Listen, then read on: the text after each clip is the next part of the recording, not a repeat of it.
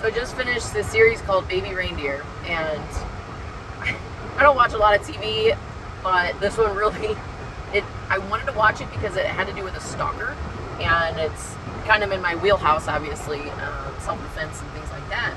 I was not expecting it to be a female stalker to a male, so that was cool. Regardless, the concepts are the same, and while it's more typical for a man to be a stalker, it does not discredit the fact that women can be stalkers.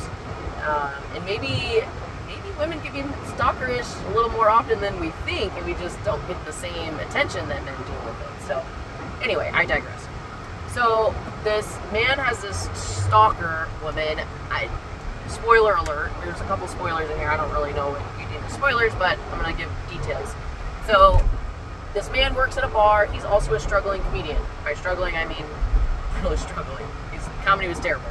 This woman shows up to the bar that he works at all the time. Again, if you want details, go watch the show. It's a phenomenal show. And this woman becomes a stalker to the point where she is disrupting his life. She's sending him tens of thousands of emails. She is, getting involved with his parents and harassing them. And I mean, she's a freaking nutcase. Turns out she has also stalked other people and has been gone to jail for it, or so she's a freaking stalker. And so she would show up, and basically when she would show up to this bar that he worked at every day without fail, she would laugh at every single thing that he said. So as a struggling comedian, someone who wants to see people laugh, he was soaking that up. And he was a pretty low self-esteem individual, and so when he had someone there that was giving him all that attention and giving him exactly the thing that he was looking for, it's hard to not, it's hard to not like that in some way, okay? So as the story goes on, he ends up getting in pretty deep with this agent of his. So she would show up to his comedy sessions, and because she was the only one laughing in the room, he started playing off of her.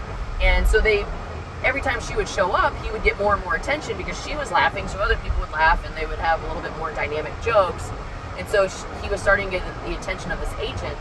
Well, this agent kind of took him under his wing and started meeting up with him to discuss ideas about, growing and getting better at comedy and filling his shows up and stuff. Well, he also got him involved in doing drugs.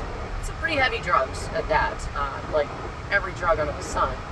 And what Donnie, the main character, was finding out was that he was getting drugged to the point where he was blacking out, and this agent was taking advantage of him and sexually assaulting him. And he would wake up the next day, and his pants would be all disheveled. He'd find saliva in weird places. I mean, this is not a kid-friendly movie, by the way. So he was being really hurt by this agent, and he couldn't get away from it. He found himself going back to it. He found himself enabling Martha, the stalker. He found himself going back to this agent. Why? He knew that they were bad for him. He knew that everything that these people were doing to him was causing him pain in the big picture of his life, but in that immediate moment it felt good. Like they were laughing at him, they were doing drugs, he was talking all his ideas of grandeur, and drugs make you feel good. That's why people get addicted to them. So the people and their toxicity and the physical drugs themselves were all a drug. And so he was just soaking it up and getting addicted to it. So much so that he was going down the rabbit hole of his life was turning to shambles, and he was just finding himself falling apart. And he was struggling big time, but he still went back. Really, this story, like I said, it goes into much more depth than what I've given you. I'm trying to not give away the whole story, because if you haven't seen it, you should watch it. It's a good show, and it is. I think that there's a certain aspect of stalking and grooming that we don't quite understand. this concept of grooming is, whether it's, we hear about it with kids a lot, but this can happen to anybody. It even happened to Donnie in the show. This agent that was working with him, he was grooming him. He was grooming him into being submissive to him, trusting him. Like, hey, I have these promises of grandeur, and I'll help you get there. Okay, so come over, and we build this relationship. We start, hanging out together, and you start trusting me. Then, here's some drugs. And so you're trusting me to give you these drugs because you trust me, right? I'm not going to do anything to hurt you. So then the drugs increase. And then you're still trusting me, right? You don't know any better because when bad things happen, you're passed out and you're none the wiser.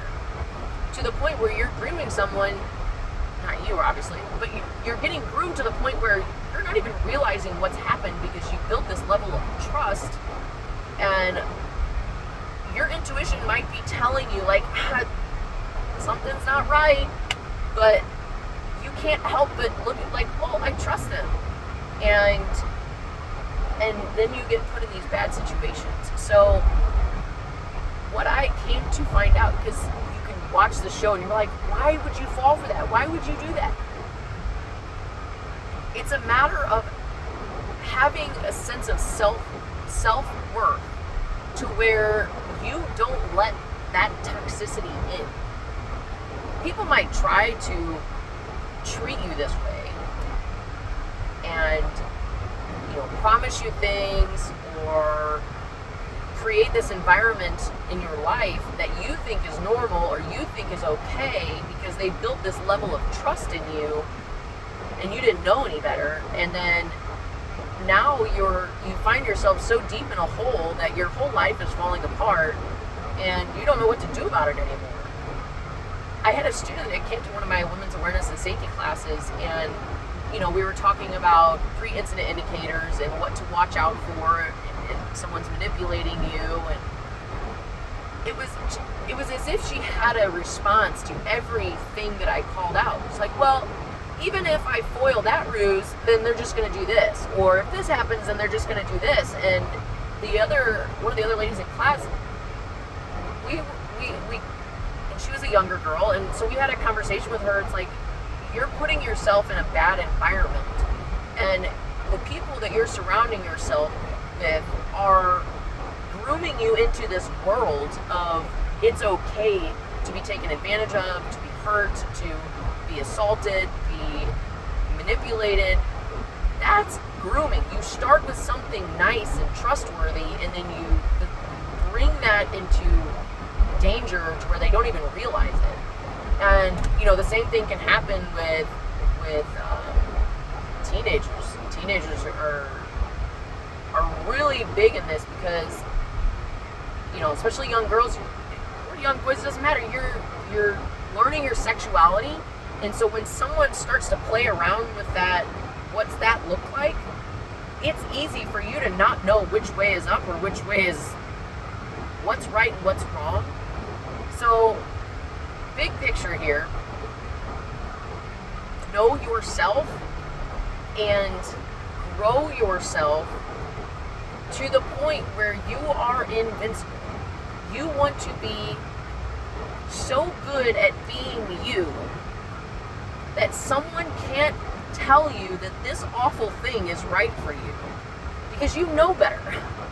You know that someone stalking you is a bad thing. You know that someone giving you drugs is bad, even though it feels good in the moment and you're getting promised everything. That doesn't mean that things don't generally turn out better on the other side of that. It just feels good in the moment. You have to sacrifice pain or good right now for betterment in the future. If it hurts right now, if you have to grow right now and it hurts, I'm not necessarily saying physically, but maybe it sucks to go to the gym. It hurts to go to the gym. I don't want to go to the gym. Like I said, I'm not necessarily meaning physical, but that pain now can help you on later. It's like, if you're not willing to, as like a meme I saw, like a quote, if you're not willing to take care of your wellness now, whether that be mental or physical, you'll be forced to take care of your illness later.